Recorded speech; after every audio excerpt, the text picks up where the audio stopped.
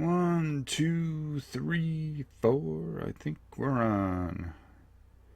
And yes, we are live. So we're going to give this a second, let everybody kind of pop in here, and we'll get started. Started a little early. Fortunately, we didn't have too much of a problem. Most of the problems seen, we actually did an earlier version of this on my channel. Where we were just talking more about wargaming in general, but it was actually we kind of talked about some of the things that we're going to be going forward. But before I wanted to get on here, I wanted to make sure that we were able to up and run without too much of a problem. So that's why we're starting a little bit early. Joseph, how are you? Von Deacon, welcome back. Dennis, Sean, everybody here. Squid. That's a cool name. Zagato. Kuzak? Forgive me if I don't pronounce it correctly. Larry, welcome back. Okay, so you guys asked for it, so guess what? You guys get it. You asked Tom for a wargaming segment. Well, somebody that would be dedicated to it. Well, you're looking at him, and I'm going to do it. Now, I've done my history. I've done my homework here, and I have looked back into the past here. Can everybody hear me okay? I think that's the first thing before I really get going here. I hope this sounds good. We got the new microphone, so hopefully it's a lot better than what you would normally get. So, anyways, I've gone back and seen who's done the wargaming for Dice Tower, and it's been left absent. Now, I was doing onesie twosies for a while there for the last year. Union, how are you, my friend? But I decided to go back and take a good look. Take a look at some of the work that was done, and I discovered that the chief was the resident guy to do things for the Dice Tower. And let me tell you, he did a tremendous and wonderful job. Watching some of his detailed explanations, this guy, it was second to none as far as wargaming was concerned, and I think he did a wonderful job for the Dice Tower. So I only hope that I can do half the job that the chief did when he was here on the Dice Tower.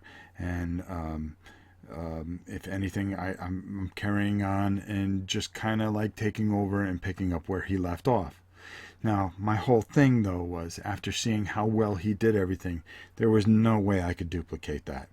So I decided to do my own thing, to go out and include you guys and make you guys a big part of this segment. And that's why every single Wednesday we will be live.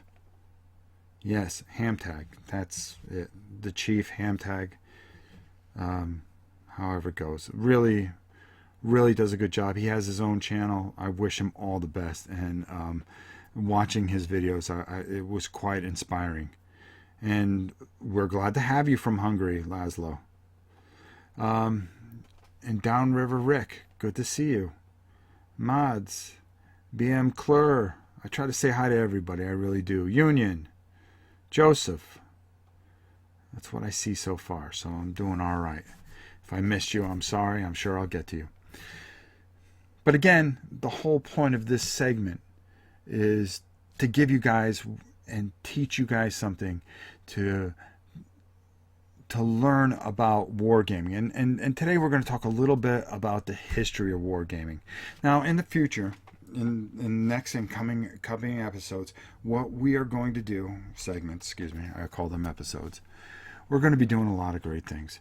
We're going to be looking at the P500 with GMT.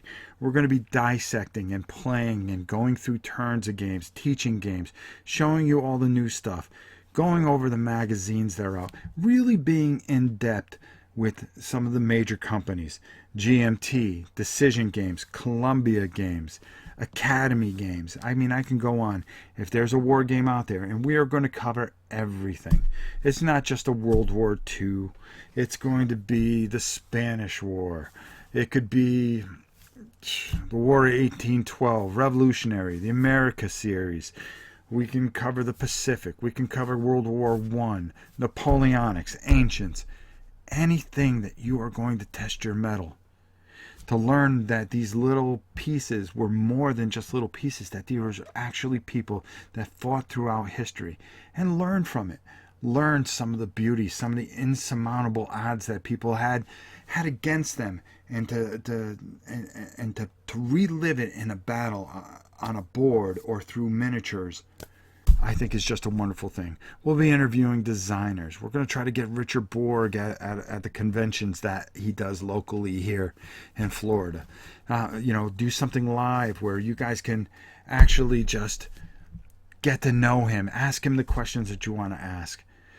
I want this to be our channel, the community channel, the Dice Towers channel, my channel's channel, all of us together, bringing new people in. 10 people may come and look, and maybe only 2 stay, but those are 2 people to bring some fresh blood into this wargaming genre. There's a lot of people. We're in the golden age of board gaming, and I think, Tommy, how are you? Christian, how are you? Board games? You're speaking my language, Rob. Well, there you go. I'm doing the best I can here. Kevin, good to see you. Anvil, Nicholas, I wanted to make sure I got everybody's name. Gregory, the Damas, greetings from Sweden. Well, greetings from Florida, my friend. But getting back to I'm going to give you guys everything I got, but I want you to take my hand and be a part of this. We will make this segment. This is your segment. We're going to do what you guys want, and we're going to take and dissect games. I may not get the rules right, but one of you may know something that I don't, and it's going to help somebody. Somebody that's looked at something, that's never seen it through different eyes, to look and go, there's more to this. To understand some of the significant battles throughout history, whether it be ancients all the way to modern day, and see that with just whether it was weather, a split decision, or just the bravery of men, how battles had changed due to decisions or unpredictable circumstances, and how you can relive those or maybe change those, or how you could possibly change history. History is a wonderful thing. We can learn so much from it.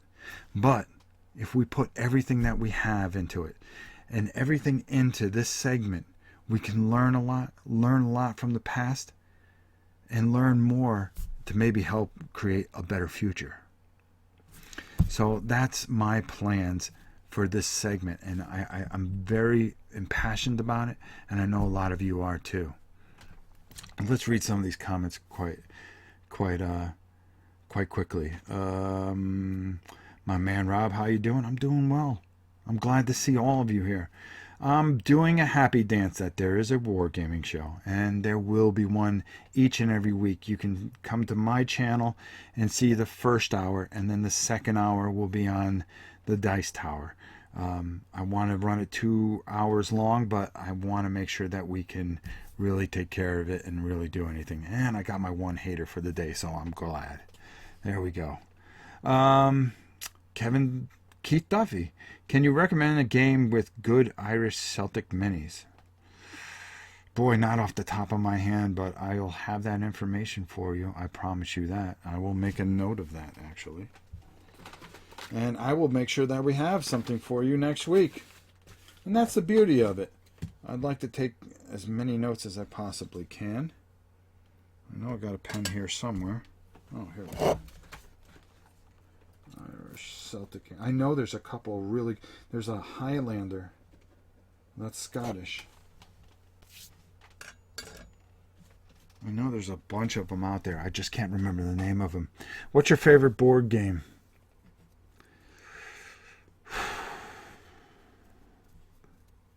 I would have to say Command and Colors. I just really love what he did with that. The Napoleonics. I had a great time with it. I really like it. I really enjoy it. I played HeroClix back in the day. Would you consider that a war game? Not really. It doesn't have any historics to it.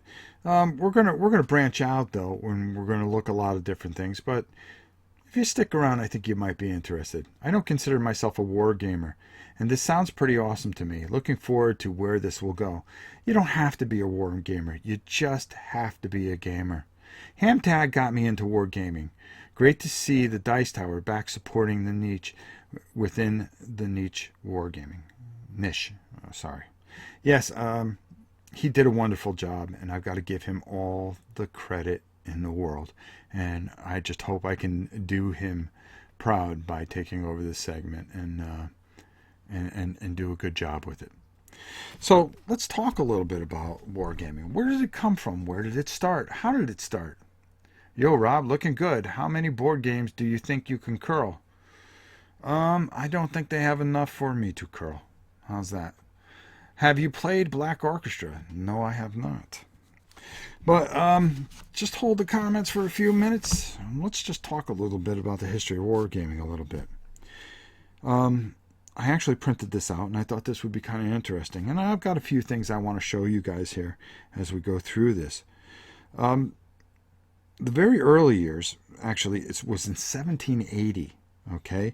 Hilwig, master of the pages to the Duke of Brunswick, created a battle immolation game in 1780. According to Max Boot's book, War Made New, in 2006, you can pick that up and read it. Sometimes between 1803 and 1809, the Prussian General Staff developed war games with staff officers moving metal pieces around on a game table, blue pieces representing their forces and red pieces representing the enemy. Kind of sounds a little familiar to some of you guys that are more familiar with this. Using dice rolls to indicate random chances, with a referee scoring the results, increasingly realistic variations became part of military training in the 19th century for many nations, and were called Kriegspiel, or war games. War games or military exercises remain an important part of military training to this very day, and I know that to be the truth, only now they do it with video games. Did you know that H.G. Wells actually loved wargaming, and in 1911 wrote a book called Floor Games and Little Wars in 1913, and tried to solidify rules for fighting battles with toy soldiers. Remember those old toy soldiers from back in the day? I'm going to stop this. Super McDad, how are you? He's at work. He's going to check us later. That's all right, buddy. We'll be here. 1940s. Fletcher Pratt's Naval War Games was first published. The game started in New York, but other clubs formed around the U.S. Jack Coggins was invited by Pratt to participate, and recalled that Pratt's games involved dozens of tiny wooden ships built to scale and about 1 inch to 50 feet, spreading over a living room floor of his apartment. Their maneuvers and the results of their battles were calculated. This was a form of miniature gaming early on. So this has happened for hundreds of years, believe it or not. Monopoly wasn't the first game, folks. In 1952, Avalon Hill, Charles S. Robert decided, after building the game Tactics. Now, Tactics was the first true Avalon Hill game. And what it was the first time that they started using the chits, and it was the red versus the blue. There were no denunciation of nations or anything like that. In 1958, they came out with Tactics 2, and that really kicked everything out. It also founded the magazine, The General. If anybody remembers that, the old Avalon Hill magazine in 1964. 1959, now I know some of you must know this game, Diplomacy, was released commercially after being developed by Alan B. Comer in 1954. Unlike war games to date, it focused primarily attention on the dynamics of alliances and betrayal, but was still considered a war game. It was played by John F. Kennedy and Henry Kissinger, who latter said it was his favorite game. 1961, the first battle game was actually published. Can any of you tell me what it was? My dog just barked, so I think she knows what it was. And she's right. It was actually this very game here. In 1961, Gettysburg, which is considered to be the first board war game based entirely on a historic battle. Whoops, let me show it up so you guys can see it. I actually have this classic here. Now, just to show you how ancient it is, you can see that the pieces are very, very primitive. And we'll be looking at this in the future. The board is actually pretty nice. And I still have this to this day.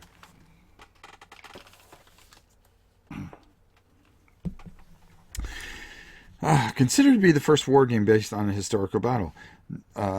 D-Day and Chancellorsville were first commercial games to use a hexagon map board, were also published that same year.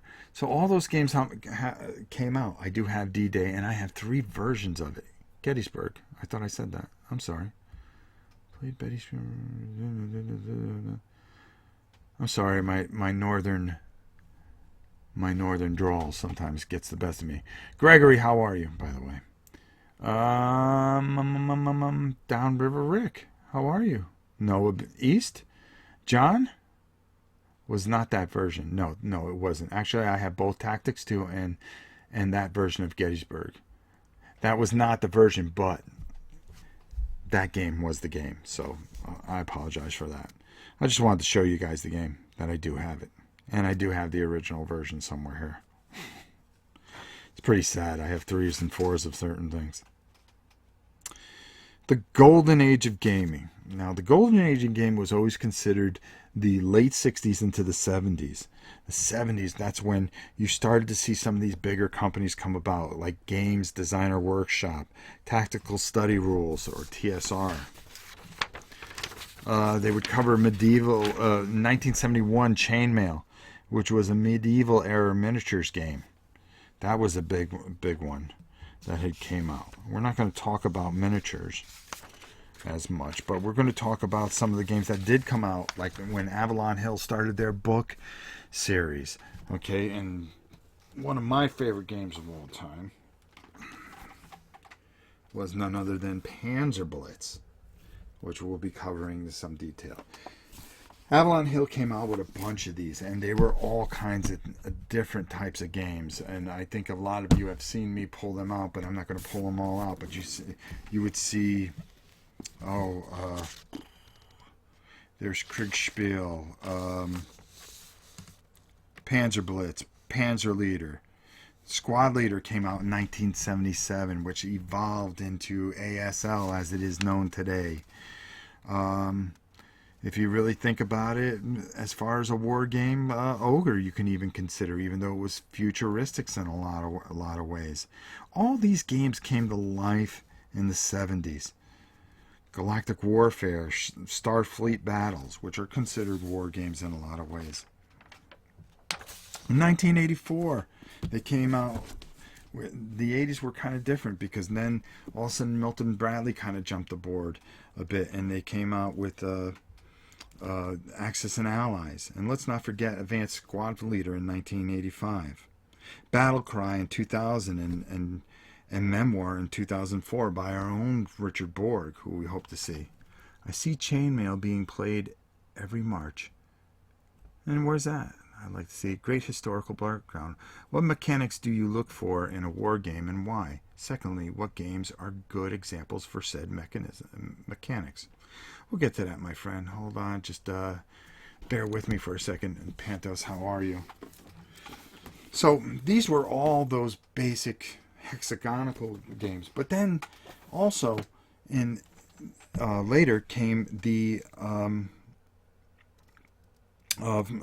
Columbia Games came out with the Fog of War version games, in which you'll see games like Victory in Europe, or they have a game called Eastern Front, which is somewhere here, which I have to dig out, and Western Front. These block games gave you Fog of War, and you would use blocks, of course. Putting the stickers on were a pain in the neck. And let's not forget the command and colors as well. Games kept on developing throughout and really have started to go up in quality. Companies like GMT, Multiman Publishing, continue to survive and publish highly detailed hex and counter games. The unbelievable detail that they're doing. We the People from 1994, let's not forget that, from Avalon Hill. We're not going to talk about a lot of the miniatures at this particular moment, because we will find a lot of that will be coming on. The early history of board gaming was dominated by Avalon Hill for quite a long time. And with the purchase of Avalon by Hasbro, all of a sudden Avalon Hill kind of started to fall away a bit. That gave GMT, Decision Games, really the push to come up, and I really think that those two really stand in the front. Now today, with the production value and some of the great minds that are really involved in this golden age of gaming, I think you really see that now. Pacific Victory, very good call. You see, like companies like Academy Games with their history of America and their I mean, how can we not call like one of the best games around right now? I wonder if I can get to it. Probably not. Conflict of Heroes. While it's simplified, it's made simplified enough to start bringing in some of those people that we want to bring in that maybe have never played those games. A simple enough system where it's enjoyable and it's not overly complex, as where we have the cult following for ASL, which is a great strategic game but very, very heavy and has its own unique following, much like Blood Bowl I was talking about yesterday. Oh, excuse me. Actually, I need a sip of water if you don't mind.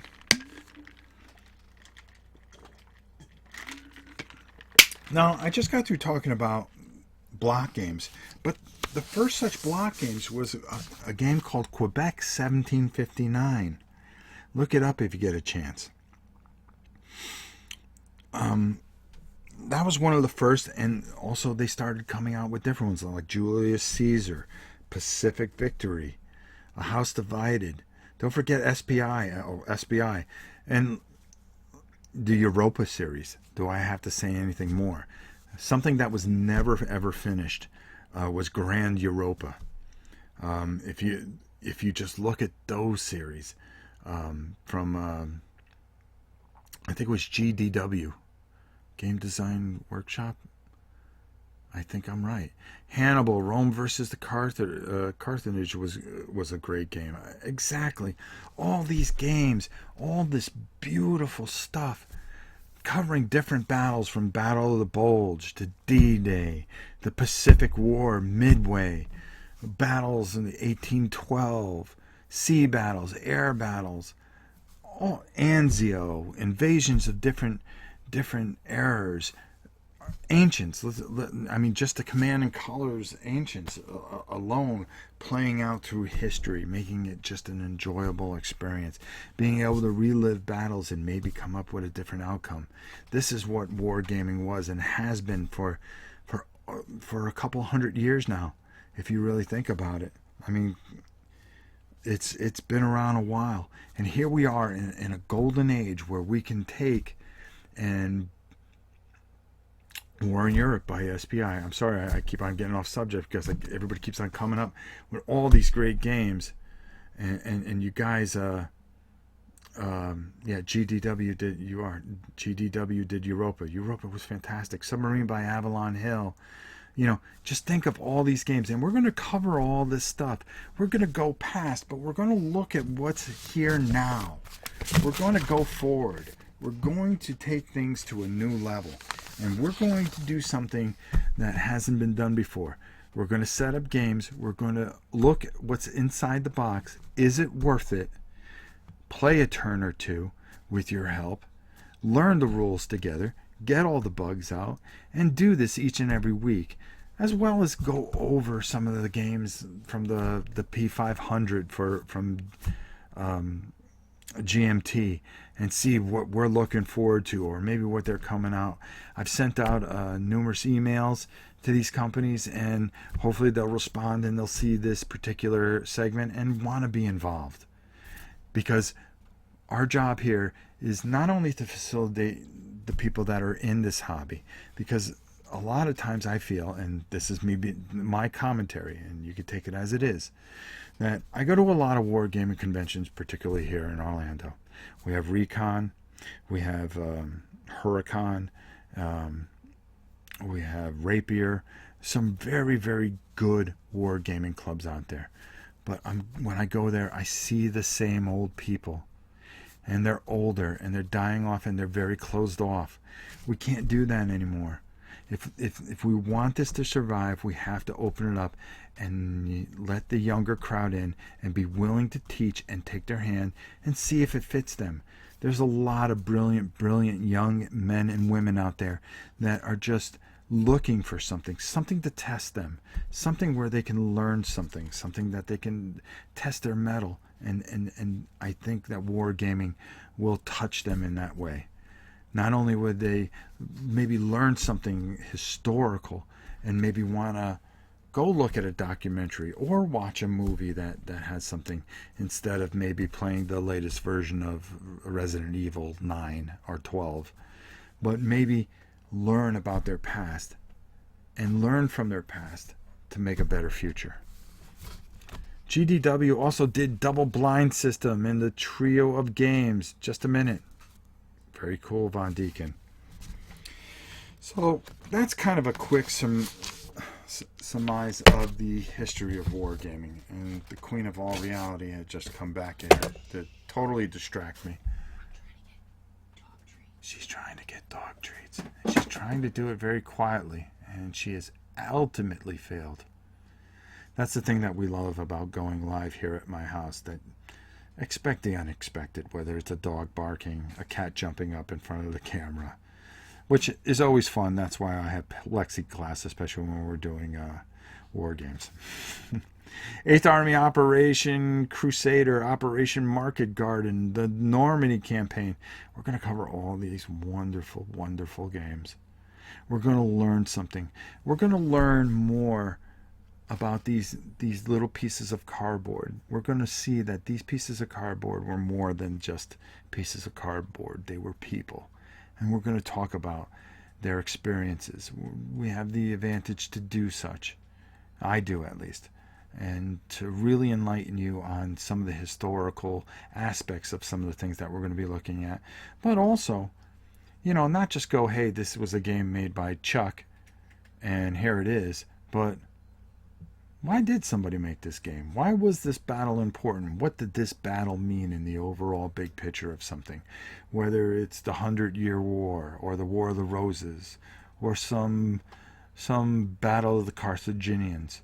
We're going to look at all this, and we're going to have fun doing it, and I'm going to do it with your help and your input. So I'm really looking forward to this, and I hope that you all will join me each and every week. Now, on my channel, if you go to Rob Warren on YouTube, you'll understand that I want to read this to you because I not only are we covering war games, but we do a lot of things in my community where we raise a lot of money to try to help. Just like I do a lot of help for the Jack Vassell Foundation. We have been doing a lot of things for people and people in our community on my channel, that if you need help, all you have to do is email novaprime860@hotmail.com, and we find a way to help you. But I was particularly touched by this because people have been sending money for the giveaway that I do each and every month. Not money, but games to give away each month. And what we do is we give away 20 games to anybody that belongs to our patron. But I'm not here to talk about my patron. This actually has something to do with some of our wargaming stuff. And one of our community people wrote me a letter and sent me a bunch of games and sent me this wonderful little piece of history here. It's a newsletter, Dispatches from the Bunker, and it is how appropriate for War and Pieces, but it is actually it talks about ASL and how veteran people play ASL, and it's a newsletter that goes out all the time for people that play Advanced Squad Leader, which, if I can just find that second edition rule book, we'll be covering it pretty heavily. because I think it's an interesting game that you can see. I want to teach the new war gamers some entry level games, but I also want to take care of you guys that are the heavy war gamers by going over and taking a look at some of the reprinted stuff of some of the really meaty stuff. And I want to cover that, and we want to take a look at that, and we want to break down all the new games as well as take a look at our past. Make this just everything. Remember, we're going to do this every week. And if we're lucky, let's face it, there's going to be a week where maybe we miss because of life, because life does those kind of things. But also, there'll be conventions and things like that. And we'll make do. We'll do the best we can. And but we'll still, if you really think about it, if we took some of that out, we still have 40 shows. That's 2 hours each week. And we're going to cover a lot of ground. So there's going to be a lot of stuff to cover. And I'm excited about it. And if it's new, it'll be here. I promise you that. But I was sent this letter, and I want to read this to you guys. Rob, I wanted to drop you a quick note, as written letters are becoming so rare. Very true. I really enjoy your shows and your segments, and I might start painting again. Was into 40K and fantasy. You're enjoyable to watch, and your enthusiasm brings a smile to my face. My wife has been fighting breast cancer since January 16. She had stage 2 and level 3, most highest aggressiveness. She had 6 months of intensive chemotherapy. Then in August, she had a left breast mastectomy. When in October, she went through 6 more weeks of Monday through Friday of radiation. Per doctor's advice, she will have her right breast removed and reconstruction of both in February. Then 2 more minor surgeries by June of 2017. She got good news that she was cancer-free as of November, which is great and amazing, as she's had a 4-inch tumor and cancer in lymph nodes. We are so thankful. I saw you mention you might be doing segments on ASL. I have included a newsletter that I am part of, and it's the latest issue. I wrote an article titled How ASL and the Bunker Saved My Life. It is the pages 5 and 7 if you care to read it. I hope this donation helps you or someone out. You are doing great things. I have always found the gaming community very open and generous. Thank you once again for everything you do. Now, I'm not going to say his name. Only because I want to protect him in a way. But, here's a guy that's going through so much. And really, really suffering. And this is the kind of community, the wargaming community that we have, that somebody would take the time, that even though he's going through so much, that he would donate some games so we can give to, whether it's Toys or Tots or the Children's Hospital like we do each and every year. And I just want to, I wanted to read that because these are the type of people that play war games. And maybe after I get his approval, I'll read this article, and we'll do that next week. We'll do that on the early show. But I just wanted to read that because it did have something to do with what we were talking about. And I felt very impassioned about it, and wanted to read that to you. And if you ever get a chance, stop by my channel and take a look, and you'll meet some very interesting people, and you'll see that we do a lot of good things. And this is why I'm part of the Dice Tower, because of all the good things that Tom and everybody does. It's a very, very great community. Stephen, thank you. Stephen's praying, said he would pray for her, and I appreciate all the prayers that you guys can give, no matter what you believe in, or even if you believe in anything. Any good wishes are positive energy, and I believe that makes a big difference. And we all should look out for each other. But ASL is a very, very good game, and just looking at this, I look forward to doing that. Now, next week, we have a very, very big week, and I just want to let you guys know that we are going to be taking a look at some DVG games, okay? We're going to be taking, and I'm going to go over Warfighter, World War II version. Now, I plan on playing it live this weekend on the Dice Tower, okay? So, because while Tom's away, Rob has power. Until he sees this and takes away my administrative rights. But what we're going to do is we're going to do a live playthrough, and I am going, because you can play it solo, I would like your help, and we will do this together, and I will teach you how to play Warfighter World War II, and we're going to do that live on the Dice Tower. I will set it up probably for Saturday afternoon, so hopefully you all can join me. I would really enjoy that. And then we'll do a few things on my channel as well. But my channel's not important. The most important thing here is the Dice Tower. And that's why I'm here. I support it. I'm a big part of it. And I'm excited about the things that we are going to be doing very positively with this particular segment. So we're going to be covering a lot of things. And you watch as things come out in the future. We're going to be covering some of the big games that are going to, 6 foot by 4 foot table games with the big maps. And now that we have the better sound, as you can hear, and we have better cameras, we are going to be able to stream and give you a very good quality picture so you can play along, follow along, and understand things. Now, I'm going to open it up to all your questions, so fire away. We're going to take our last 15 minutes and let you guys do what you want here. Excuse me. Give me some suggestions of what you'd like to see. Like I said, this is the premiere episode, so we weren't going to cover too much, but we wanted to talk a little bit about history, and we wanted to talk about what we have planned for the future, and to get your input. And that's the most important thing. Jeremiah, how are you? Mr. Garcia, very good to see you. That was a really nice letter from that man. I hope his wife can get healthy. Thanks for sharing, Rob. That's something I like to do. I like to make you guys a big part of everything I do. That's why I do things live. Tomorrow, we're painting. We're doing the last bit of Conan. And then next week, I've got a surprise for you. We're going to be painting Doom. It releases on the 15th. I will crack it open, prime it, and start painting that very evening live.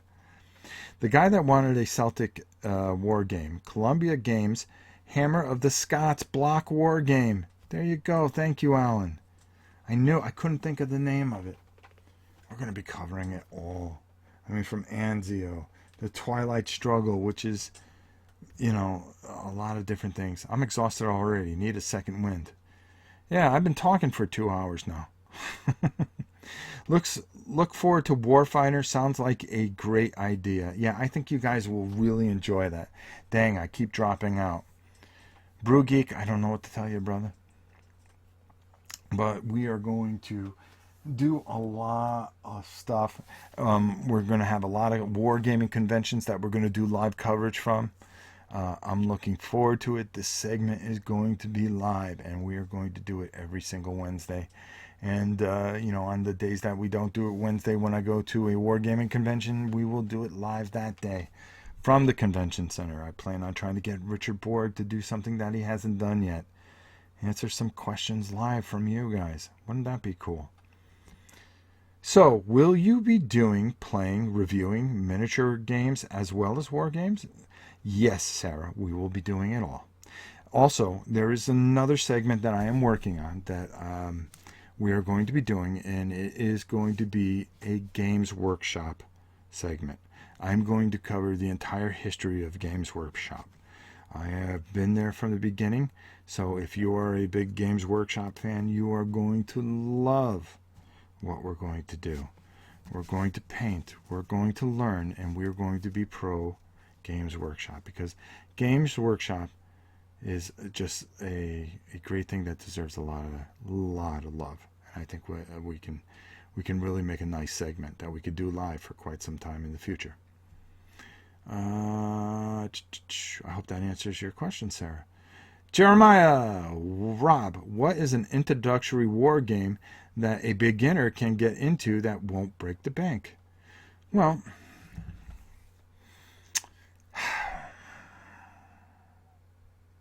if I had to think of one right off the bat, I would suggest Awakening the Bear from Academy Games. I think it's a very simple and very good game. That's what I would do. I would definitely go with Awakening the Bear. It gives you that wargaming feel.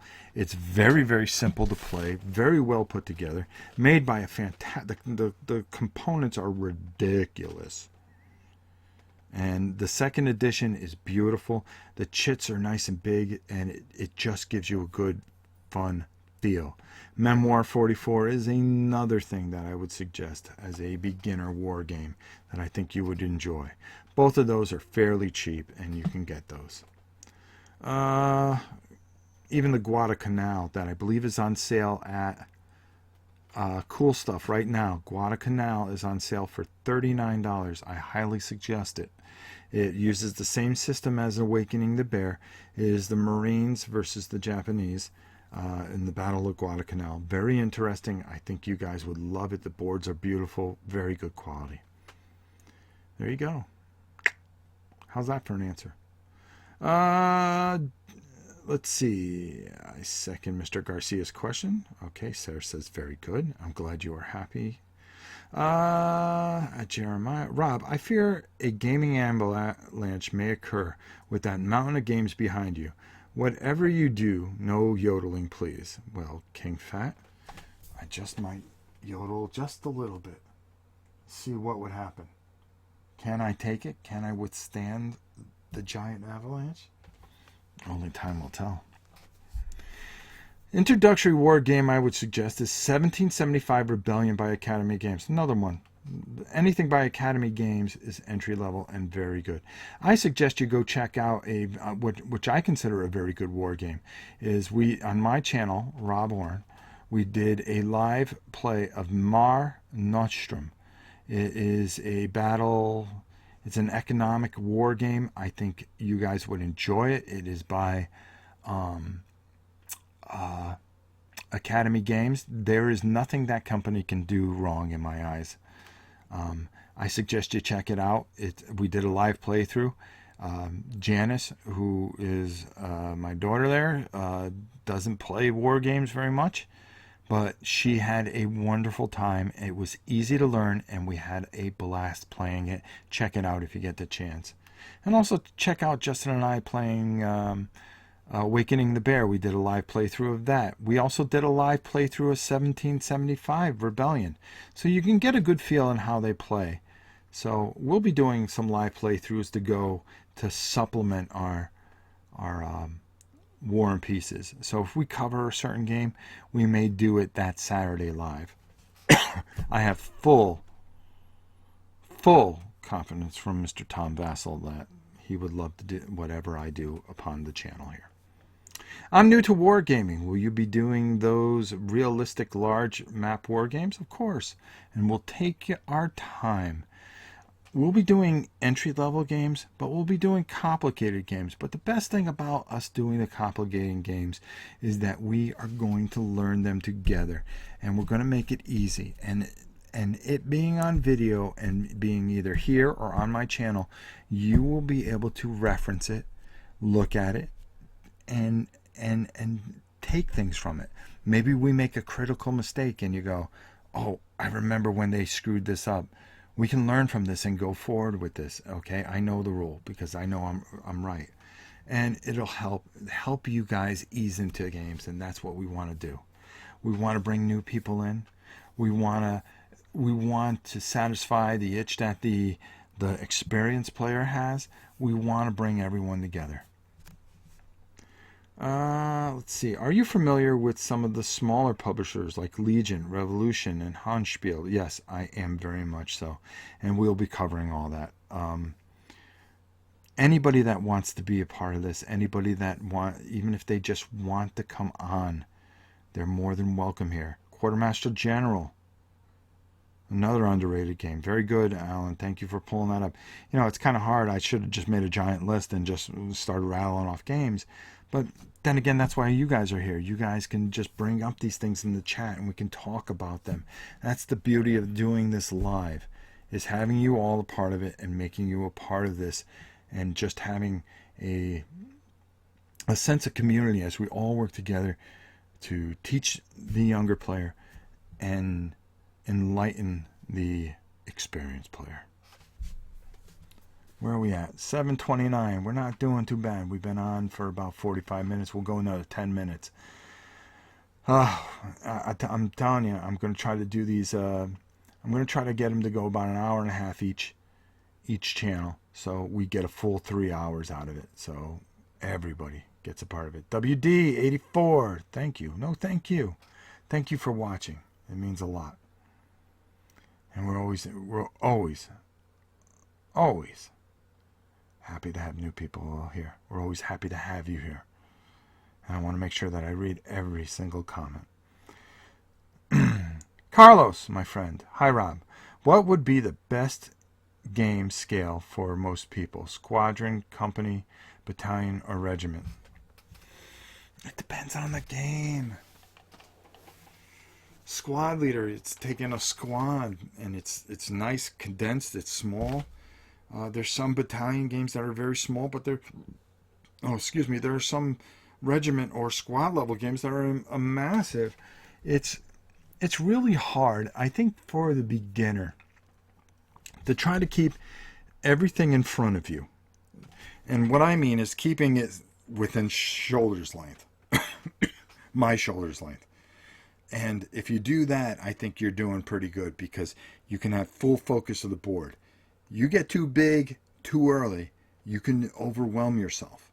And I think just keeping things to smaller battles. So I would say squadron and company to some degree, to keep them on a smaller scale. We're going to be taking a look at a game that just got re-kickstarted for second edition, and it's called Old School Tactical. We're going to be going over this game because this game is a very, very, you could play it either big or play it very small. And the maps are gorgeous and the components are wonderful. The system is simple. I think you would really enjoy it.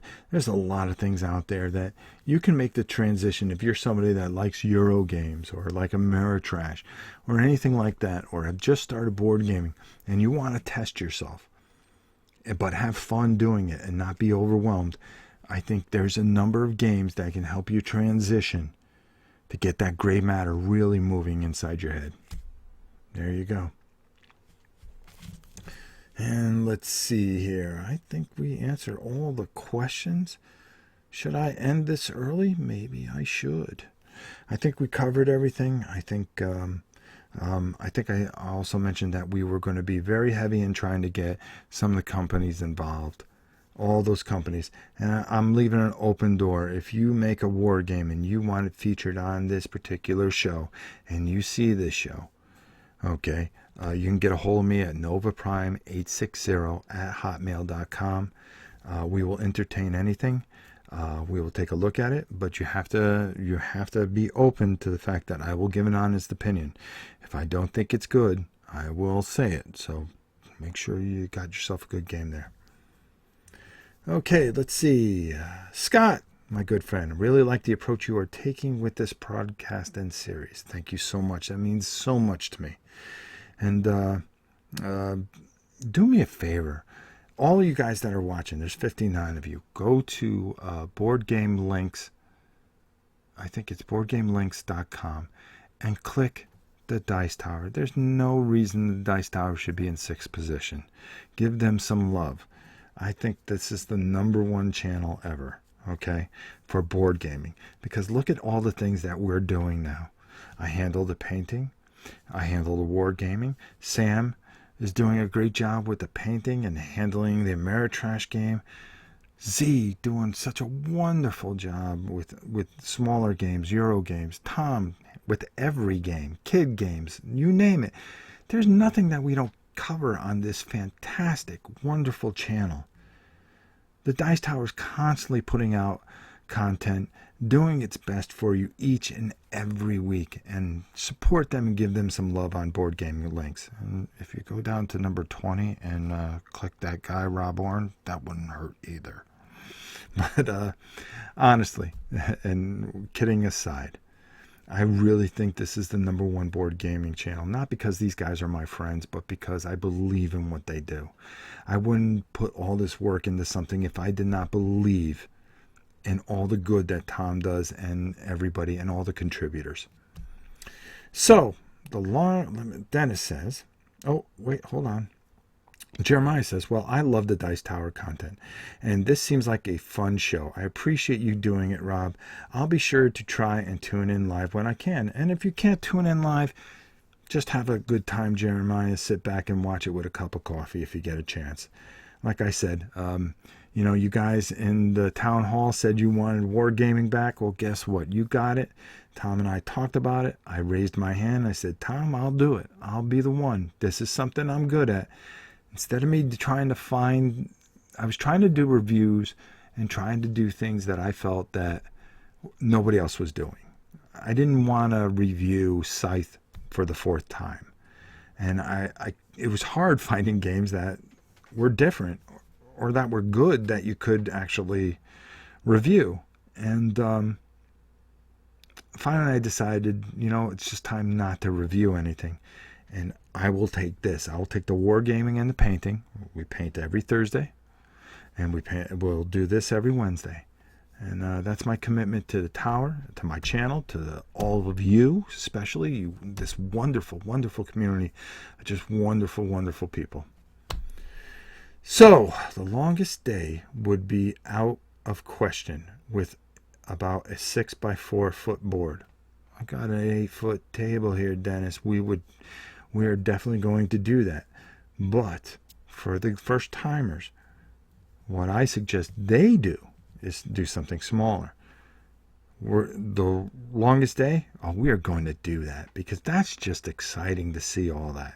And that's something that we'll get the boy to help me with, Justin. And that'll be fine because you guys will get to see him and how we play an entire turn and try to do it within an hour or two. Nathaniel Robinson, and explain it as we do it too. What do you find is the most interesting battle? Has it been well represented in the game?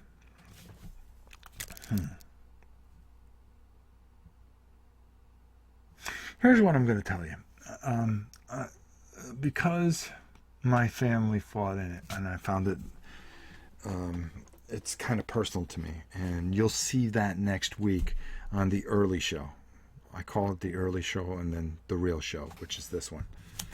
The early show, we take more of a personal look into the humanity side of things. And then what we'll do is, while we talk about that particular battle early on my channel, we're going to come over here and review the game, go through the game, play the game, talk about the game. That way we have plenty of time to cover everything. But getting back to it, I would have to say the Battle of the Bulge, because I've had family in there. And we will be talking about that actually next week or on the early show. And I will be showing you medals and things and some really interesting stuff and some pictures from my family. Sarah said done. Did we lose you already? You're done? Spencer Olson, can't wait, Rob. Wargaming is back, baby. You betcha. It never left. It's just we decided, like I said, after seeing all the wonderful work Hamtag Chief, whatever you call him, he did with his two friends there, I just didn't feel I was good enough to honor him and to do it half as good as he did. I think he did a wonderful job, and to try to emulate him would be disgraceful. Instead, I decided to take a new approach, something that's more me. I like interacting with you guys. I feel more comfortable interacting with you guys because I feel I'm just one of you guys. It's as simple as that. Just because I'm in front of the camera, I feel I'm more behind the camera with you. There you go, Sarah. Thank you. She voted. Thank you so much. The Dice Tower appreciates it. Let's get them up to #1. The Ghost Computer. Do you consider HeroClix to be a war game, and is it any good? HeroClix had its moment in the sun, I think as far as a war game, no, no. In some senses, it can be considered. I think it's I think that's a hard one because it could be considered. It could not be considered. It depends how you look at it. I don't think. I don't think that's something that can. I don't fit. Personally, I don't think it fits. Personally. Ling, do I dare dream about a Liberty or Death review? I have it right over there. I can mark that down on the list. We do have a list going on things that people want to see, so I will get to it. I promise you. It may not be next week, may not be the following week, but if you just give me a second here. We have a list going here because people have requested things. I can mark off the looking up the Celtic game now. Okay, sorry if it has been covered, but what would you say is a great first war game to someone only experienced in Twilight Struggle? Solo play is a bonus. Wait for it. Well, I'm always here to answer everybody's question. I would, something, I really think that anything from DVG, go to cool stuff website and look up DVG games, Dan Versen games. He has a number of games that are very, very good in that light. I think you would like Tiger Leader. That's a fun game. Rommel Leader, or I think it's, hold on. Gato Leader, which is sub battles. If you like sub battles, Warfighter. We're going to be covering that live. I think it's something that you would enjoy to see. Hello, little girl. You would enjoy to see. Tiger Leader, I said. There are so many solo games that he's done that are just really, really wonderful. That he makes a lot of games that are solo, and I think it really fits. Now you could do Warfighter in the modern age, or you can do World War II Warfighter, which we're going to be over. He does a lot of solo war games, and they are fantastic. Hey, what happened to Hamtag? Hamtag has his own channel now. He still contributes, and he's still here, and he's just a great person. Field Commander Rommel, there you go. But I am taking over. I am handling the wargaming thing. We're going to have this segment for the Wargamer each and every week. As a gamer with kids, I consider it a war game. But grown-up gamers would laugh even at the idea of HeroClix being a war game. Yeah, listen, that's the problem, okay?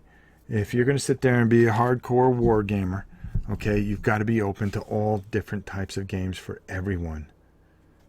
Everyone. And I think that's important. Rather, Field Commander Rommel. There you go. What's the DVG Napoleonic solo game? I think that's what it's called, Field Commander Napoleonic. Hamtag moved to Bonding with Board Games channel. There you go. Field Commander Napoleon. Yep, there you go. You hit it right on the head. All right, it is 1:15. We put a whole hour in here. As a matter of fact, we're 15 seconds away from it. Guys, listen. I hope you enjoy this. I hope you give this a chance and give it a couple of weeks to develop. We're going to have some bumps and bruises along the way. I'm sure of it. But we're going to learn. We're going to develop this. We're going to just get better at it. And I think we're going to make something special here. It'll be a haven for everyone. Okay? 3 hours every single week. Withstanding some weeks where we're at conventions or whatever. Life situations. But you'll always know ahead of time. But we're going to do our best. Next week's going to be a lot of fun. I've already kind of got it sketched out. So I'm looking forward to it. I hope you are as well. And I can't wait to see you guys again. Thank you for all the wonderful questions. Thank you for being a part of this. thank you for the 2 thumbs down. I really appreciate that too. Look for more tomorrow, as tomorrow we put on our painting hats and we're painting Conan. Come take a look. Hope you guys have a great time with that, and hope you join me for as we paint Conan. And don't forget, next week Doom comes out on Thursday. That same Thursday we're going to be painting it, that same very day. I can't wait. Halden J, I'm excited for this, and even more so with Rob hosting. Thank you so much. Thank you for all your kindness. I look forward to seeing you guys each and every week here on the Dice Tower and on my channel. And if you have any questions or just want to chat or talk or anything, email me at novaprime860@hotmail.com. I answer every email, and I am here to answer any of your questions, suggestions, or anything that you have. Until next time, I'm Rob Warren. I hope you guys all have a wonderful, wonderful week. And don't forget, I take over the Dice Tower this weekend. It's all mine. Look for what I might be up to. It may not be good, and Tom might get mad. No, I'd never do that, but we will have some fun. There will be content here. Unfortunately, it'll just be me. All right. Until next time, I'm Rob Warren. We'll see you soon.